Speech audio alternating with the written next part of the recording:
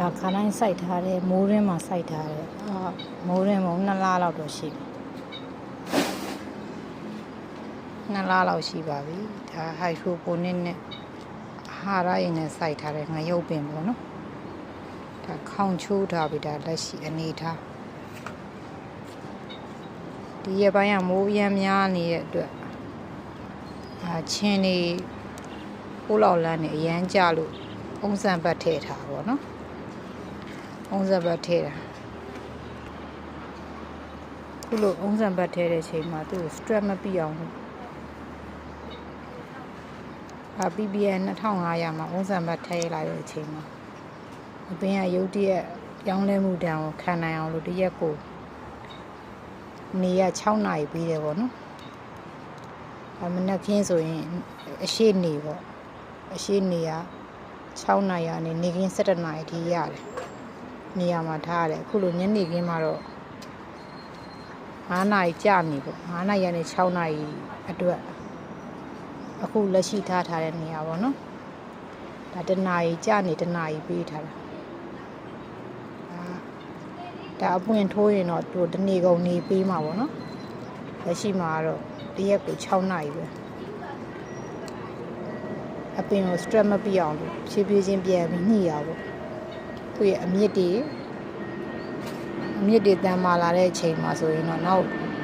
2 ပတ်မြောက်လောက်ဆိုရင်တော့သူတနေ့ကိုနေအောင်ကြီး6 နာရီကနေ8 နာရီပေးမှာပေါ့နော်အခုကတော့9 နာရီကနေ6 နာရီကြာပဲနေအောင်ကြီးအလင်းရောင်ပေးထားပါပေါ့နော်ငရုတ်ပင်ဆိုတော့ဒီကစိုက်ချင်တာမြန်မာပြည်အတွက်အသင့်တော်ဆုံးကအခုလိုမျိုးအုံးဆန်ဖတ်နေပေါ့ဒါဟိုက်ဒရိုပိုနစ်အာဟာရရေ2500ပြီးပြီးတော့ဒီအရွက်ကငရုတ်မျိုးစားပုံမှုတည်ပြီးတော့ PPN လည်းပေးရတာကွာသွားပါပေါ့နော်ဒါအပင်ရဲ့အနေထားပေါ့လက်ရှိအနေထား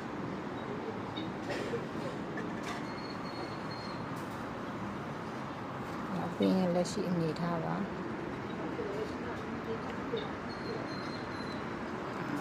ခရီးတွေပါရသွားတာနဲ့ဗာနဲ့ဆိုရင်ဒီကောင်ထားခဲ့လို့ရအောင်အာဟာရရေကြ3 ရက်လောက်တစ်ခါဆေးရတယ်အာဟာရရေကနေပြင်းရင်သူကတက်ပြင်းသွားမှာအာဟာရရေခန်းသွားတဲ့အချိန်မှာအာဟာရရေတက်ပြင်းသွားမယ်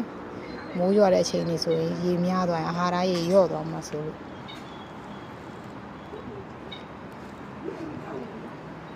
အဲ့တော့ရေလုံးဝမလောင်းဘူးပေါ့နော်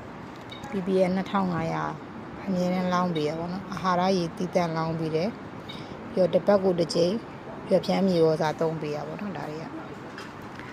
လက်ရှိအနေထားကိုအပင်ကတော့ရောစယ်ထီတော့ကောင်းတာပေါ့နော်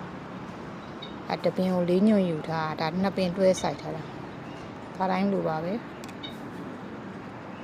ဒါအမြစ်ကိုဖုံးပေးထားပါတော့သူအမြစ်ကကောင်းကောင်းအလုံးလုံးလာရင်ဒါတိတာတာပေါ့နော်ရောစက်တီတော့အမြင့်တွေလုံးနေသေးရပါဘူး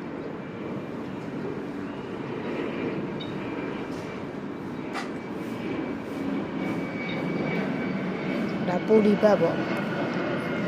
အင်ဒိုနီးရှားရဲ့ငရုတ်စိုက်ခင်းတွေမှာတွေ့ရတဲ့ပိုလီဘတ်ဆိုပလတ်စတစ်အမဲနဲ့စိုက်တဲ့စိုက်ပျိုးနည်းကိုယူထားတာပါပေးတဲ့ရေကတော့အာဟာရရေ PPN 2500ဒါလက်ရှိမှာပေးထားပါတယ်တစ်ပတ်တစ်ကြိမ်ရွက်ဖြန်းမြေဩဇာသုံးပေးထားပါတယ်